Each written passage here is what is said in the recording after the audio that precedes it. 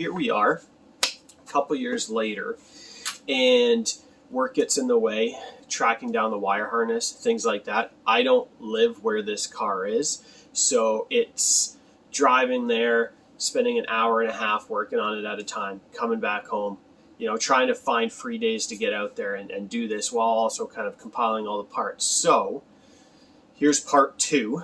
Thank you for your patience. And stick around till the end to see just how everything turns out.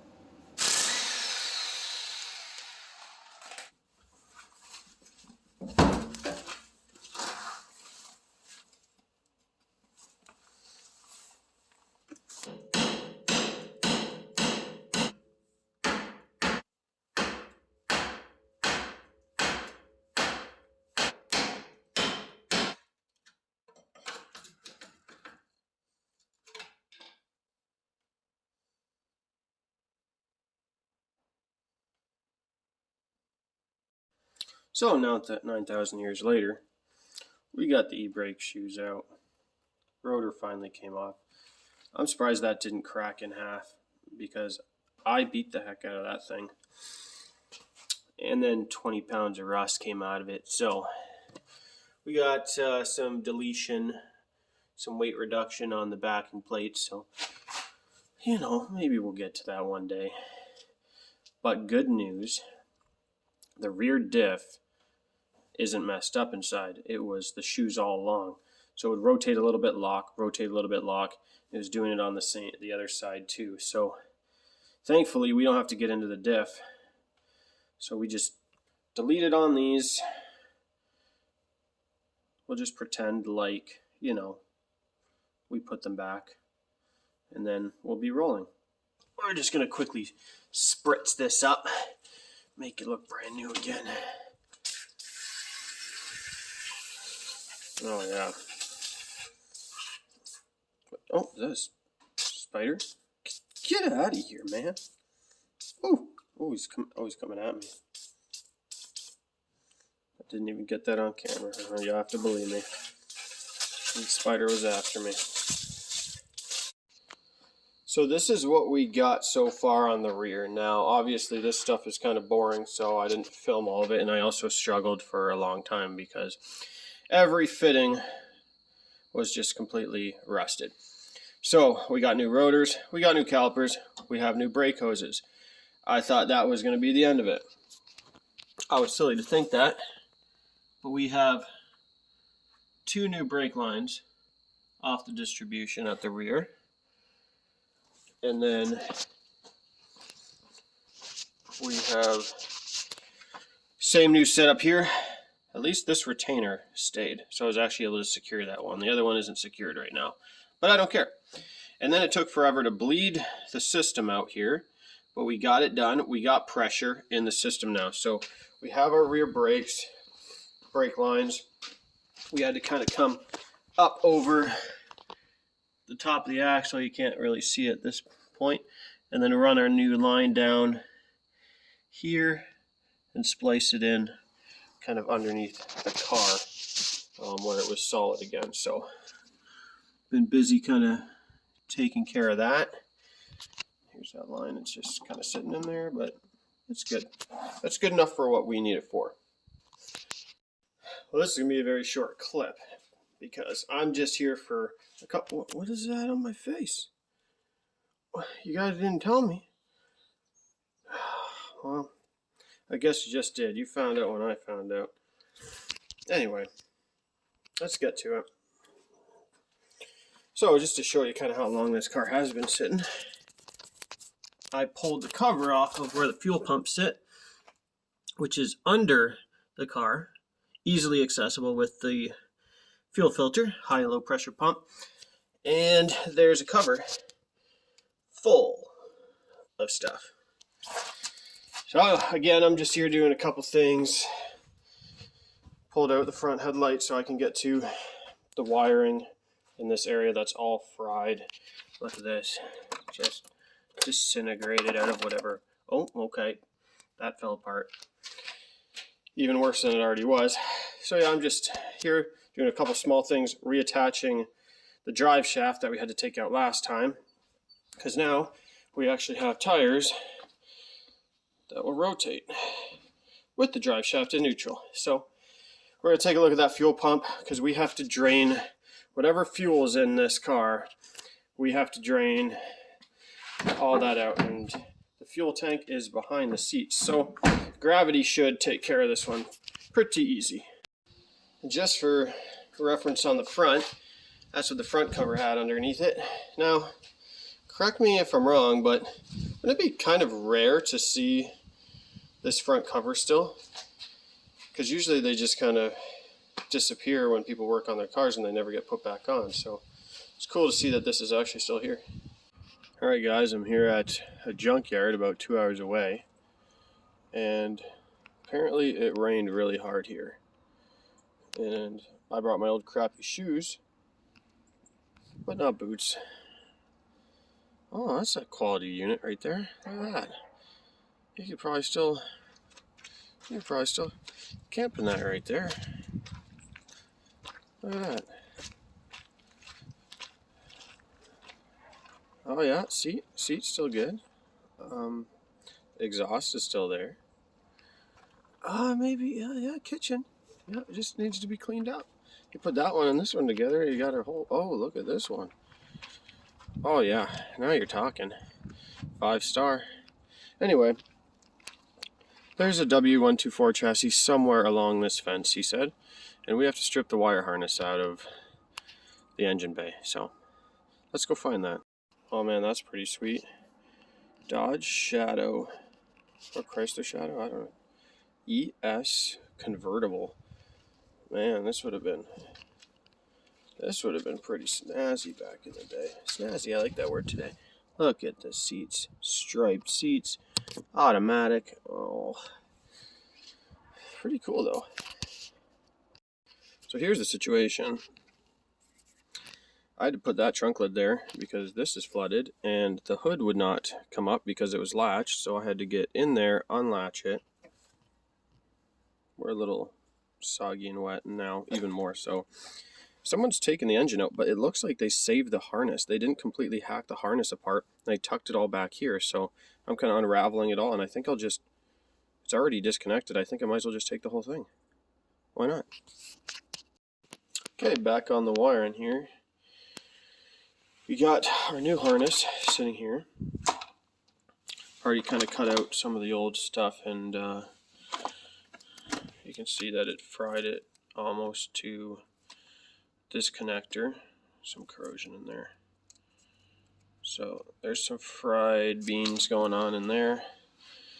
So this whole, there's supposed to be relays back there. This whole thing's out because some of the wiring that got fried went to the relay, and some of the harness goes to relays. And part of the harness goes under here and runs under the firewall. It's all one harness, so we had to cut it at the junkyard. So these are 11 wires that we couldn't save, unfortunately, if we had to pull the whole frickin' car apart to get the rest of the harness. So those 11 wires are here. And because this harness, I think, came out of a later model, the colors I don't think completely match, so I'll have to try to find some sort of wiring schematic or diagram. But this is the wire, one of the wires that fried out of that connector, which plugs in here. Way at the bottom of the fuse block, they have a locate for that. This is what it looks like. And when I say fried, I mean like there's nothing left to the actual coating on it. So what we have to do, and thankfully it was only one wire out of this whole block here. For some reason this got the brunt of it. So we are repinning that, or at least repinning this one connector. So we have to pull that out, resolder a new wire in here in its place, about the same length as this. We were able to kind of save on that. And then once we're done there, we have to splice in all these into here. Tidy this all up. We're going to do it the right way, just in case this thing does run and we want to, we want to do it the right way so that this thing can possibly be saved and put back on the road. So we got a lot of wiring to do. Okay, so getting some stuff done here. The whole entire fuse block is back together. We have all new fuses in everything. There were a couple that were blown for the lights, probably because, you know, yeah. And then the main fan, well, not the main fan, but the auxiliary fan, completely seized. That fuse was blown, which is obvious. I was expecting that anyway. And yeah, we're in pretty good shape here. Just buttoning a few small things back up. My apologies if I haven't been recording everything recently. Everyone knows, popped these spark plug boots off a while ago and soaked down the spark plugs. We got them out. They're dirty, oil, foul, just like a typical inline six from this era. Valve stem seals are probably shut. That's all right. Now, pull the spark plugs out to give us a little bit of a better chance with turning this thing over. So I don't have the ability to take that fan off right now, so I just did the right thing and just bent the fan shroud so I could at least get a socket on the crank. Now let's do this in real time together. See if I can one-hand this. Probably not. This engine hasn't turned over in 12 years, so let's see what it does. Oh my gosh. Okay. All right. Well, let's bring out the big boy. So I thought I was going to need the pipe anyway. Let's see what we can do here with the pipe on it. Oh my gosh. Now, one of these pulleys could be seized, could be holding us up. So if I can't get this, I'm going to cut the belt off and then we'll try again. All right, we have some good news. So what I did last time I was here, I tried a bunch of different fluids within the cylinders. I came back, didn't really have any, positive feedback. Sprayed a whole bunch of like liquid wrench penetrating fluid, crown rust spray in there, whole bunch of stuff. And we got turnage. Check it out. So before trying to turn it clockwise, it wasn't moving. And I'm not sure if the spray I put in the cylinder has changed anything or not, but I'm suspecting this AC compressor is probably stuck because I loosened up the belt tensioner at the top and I spun this in reverse. And I was like, okay, we're just going to spin the bolt free on the crank. But nope, it started going in reverse, but then it wouldn't go clockwise again. So the belt was spinning, but this pulley I think was keeping us stuck, this AC compressor. So let's see what we got now. Got a little extension bar on here. A ton of junk is just falling anytime I turn that. So there we go. See that junk just falling out? But we got good turnage. Nothing stuck. No valves seem stuck. Sounds good. Turning free with one hand. So I think we are in business here. So this is pretty exciting. So I was priming this a bunch of times and I did not hear the fuel pump. But the fuel pump in this car must be super quiet because look at what we got. Almost filled this entire bottle up. That's sweet. So we know our fuel pump's working. The fuel's really not that nasty. So it looks like we're pumping some clean fuel now. We're just going to hook that line back up.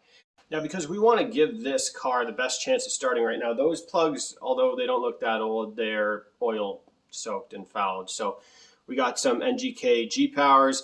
And the reason why I chose these is because this is what I had in my car back in the day. And I still actually had 2 spark plugs because mine had bad valve stem seals. And so I'd blow through oil like crazy. So I always had an extra set of spark plugs. So I had 2 brand new ones still in the package from 10 years ago. So I just ordered another 4, saving some money right off the bat. All right, so let's get these bad guys in. Always follow your senses because I was putting in spark plug number 5 and it felt way looser than the other ones. And of course, I checked and the rubber boot in this spark plug socket was gone.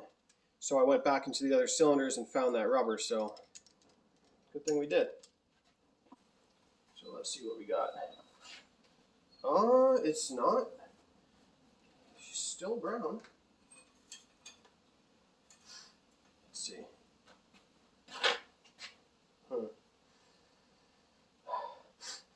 Little gassy, you know. Only the best gas. Ooh, she's pressurized today.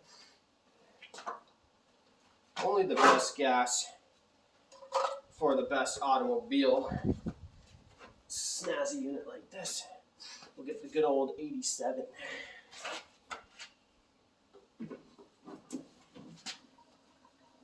Now we'll see if they drilled a hole in the tank. If we start hearing it drip all over the floor.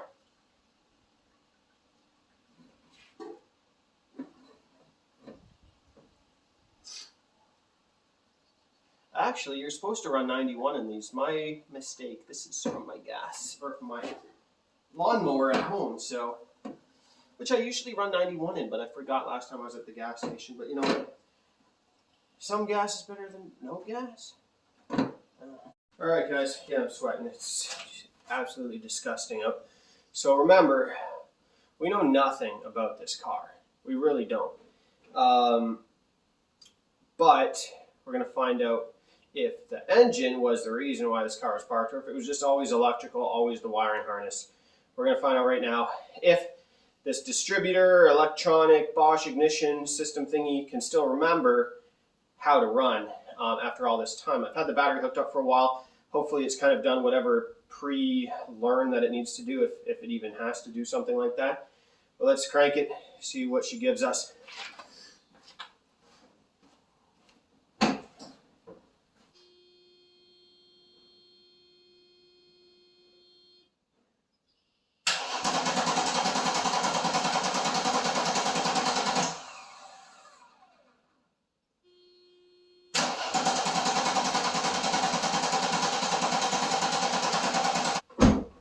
So she sounds like she wants to run, like she's got compression, but we have to figure out where our issue is here. Spark.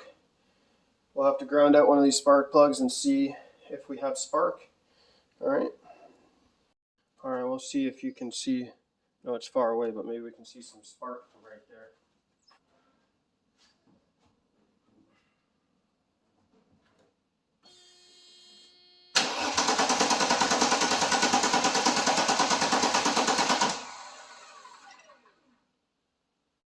Well, as you can see, that was a lot of spark.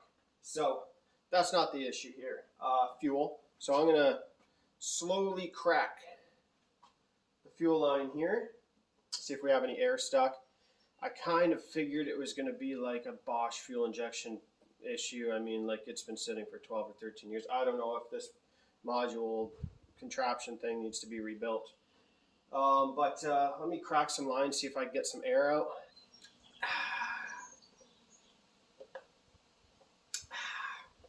Well, my drink's already turned into liquid.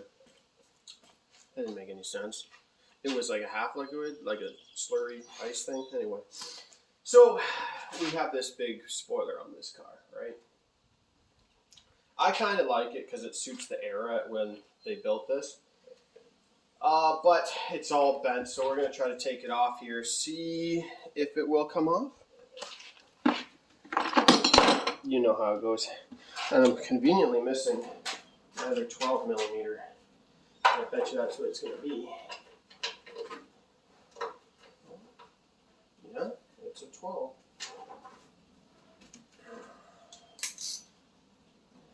And this whole video is just going to be Justin taking off a spoiler. So today, we have True Fuel. True, yes. TRU fuel. In a spray bottle. This does not have a bowl or a carburetor from what I can see here. So we'll see by giving it some of this. I knocked on some of the injectors and this whole mechanism with a hammer. So that should really work to make it better. I'm hoping that once it starts to run, it can pull its own fuel maybe.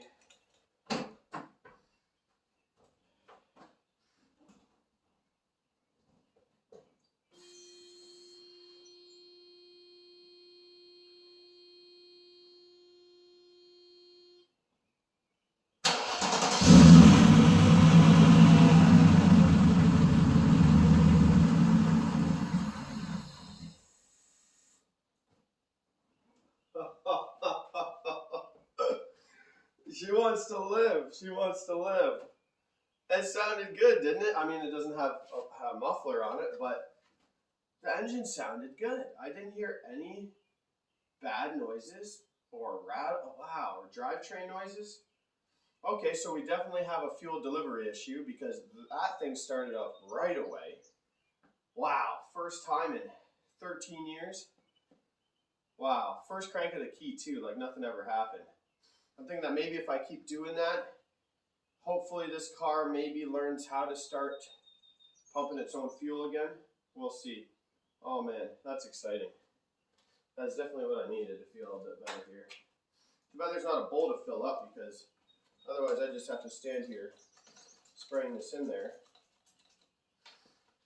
Oh wow, that's fun. Oh yeah.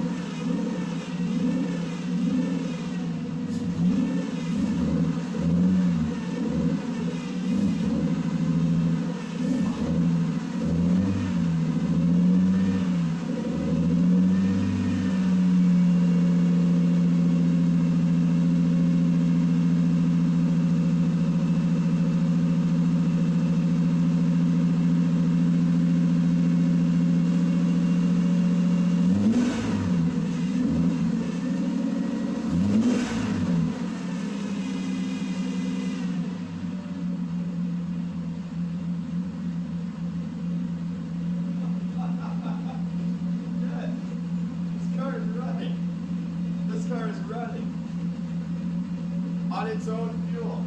Unbelievable. I mean, it's idling high, but like, what do you expect? Pulled the belt off, so we got no movement down there. We can't let it run for too long, but this thing is running on its own fuel right now. How great is this? Oh my goodness. All right, let's take a listen.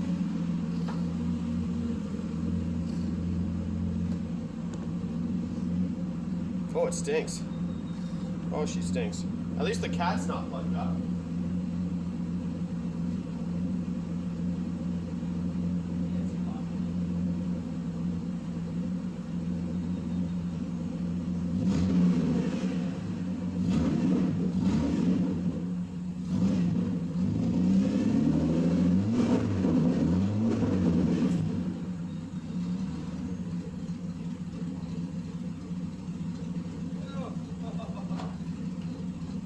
Just idled down. It's at 650 RPM right now. It just idled down. Wow, it stinks. Wow, temp gauge is working too inside.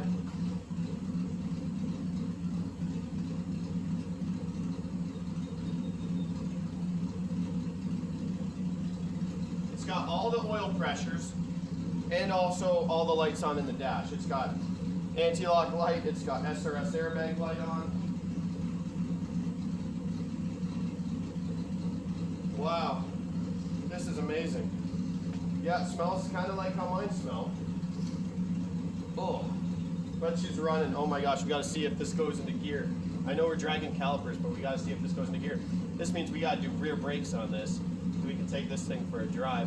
Oh, we need a belt. We need a belt too. Yeah, this is sweet.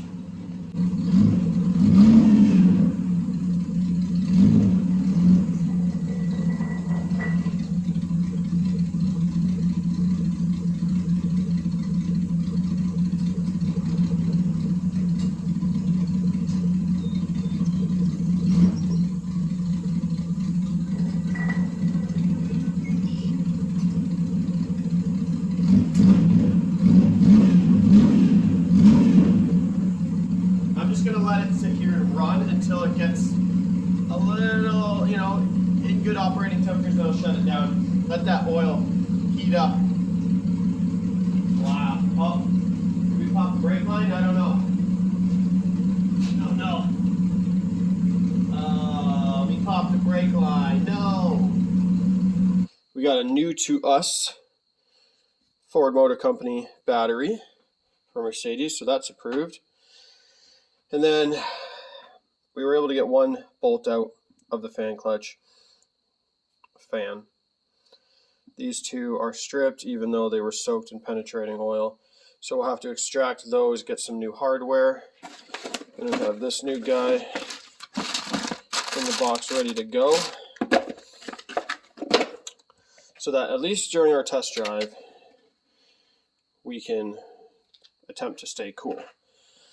You know, been bending brake lines and flare fittings, which actually is kind of annoying on this because this car has bubble flares factory, and the lines that you buy in pretty much every store only carries like double flares. So I was going from bubble flare to double flare and all them shenanigans. So yeah, we have a filter, oil. We gotta do an oil change here.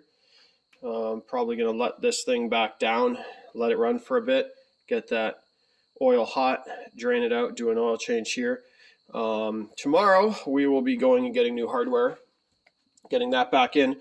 We need to get a belt too, so tomorrow we'll pick up a belt. And I've been cleaning up the pulleys, wire brushing the pulleys because they all are just absolutely caked or were caked in rust. So we've been trying to do things here a little bit at a time.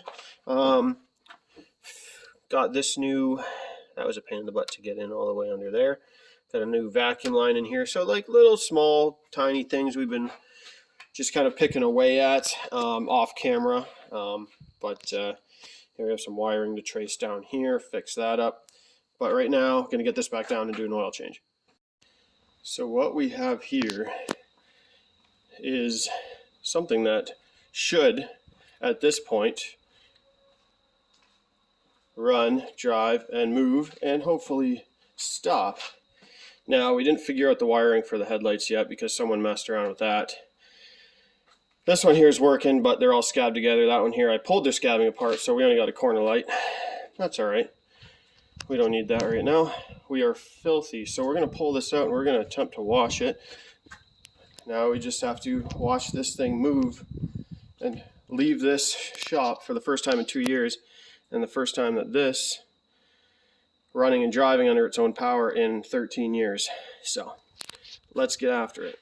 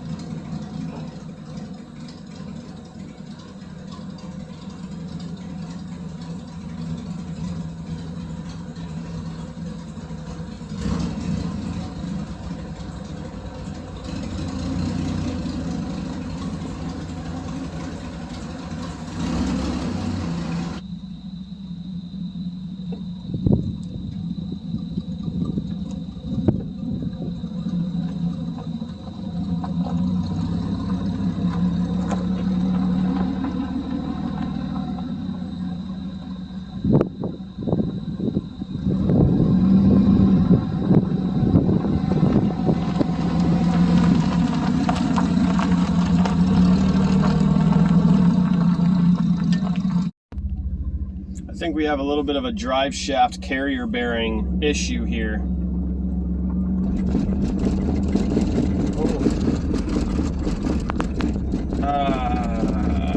Yeah, we're not going to be able to drive this very fast. Well, I didn't have a chance to check the speedo while we were moving there, but we got temp. Our gas gauge actually works. Good oil pressure. The clock, I don't know, we'll have to check in on that. I'm pretty sure the clock's working. And we got a working tach. Pretty much much everything working. We got an anti-lock light on and low washer fluid light, but look at that. Everything's back to life.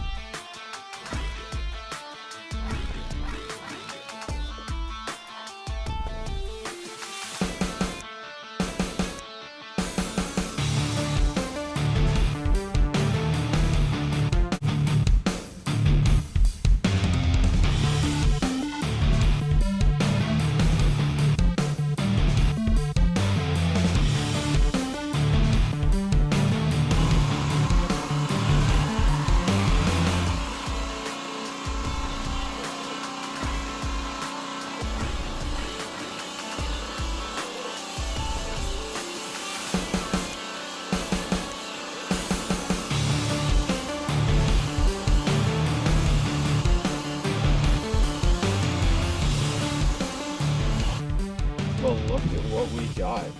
We just backed it up here next to the weeds. Not too bad. It came out good. This was just a quick scrub down. I pressure washed it, but then I also came back and tried to manually scrub some of it. Obviously, it needs to be gone through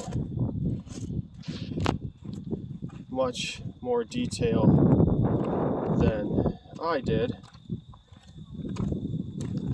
But can you really complain about this?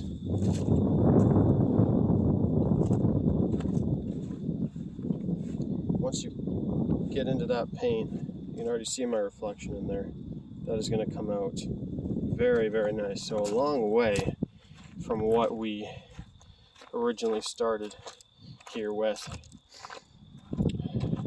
That grill's starting to grow on me. If you delete on that little hole right there, I think that grill kind of grew on me. But there she is. It's not a big car. E-classes were definitely a lot smaller back then. But boy, did she ever turn out good after that cleaning. Ooh, the sun really, can really see that dinger right there. I don't remember seeing half this stuff because it's been dirty basically since we got it. But that's what we got. Not too bad. Came out pretty darn sharp. Thank you so much for your patience, for the watching and sticking by for the second half of the video to see kind of how this thing came along. We were able to get this thing running and driving-ish for the first time in 13, 14 years now at this point. So I'm pretty excited about that. We have a carrier bearing to replace still to get this actually driving at a good rate of speed. But yeah, here it is. We're collecting good old-fashioned barn dust again. So we've got to get to that carrier bearing, see if we can get that going. And maybe I'll post a quick update on that. But I just wanted to get this video out to you guys. And again, thank you so much for your patience. And I hope that you enjoyed watching this thing come back to life. And as always, have a good one, eh?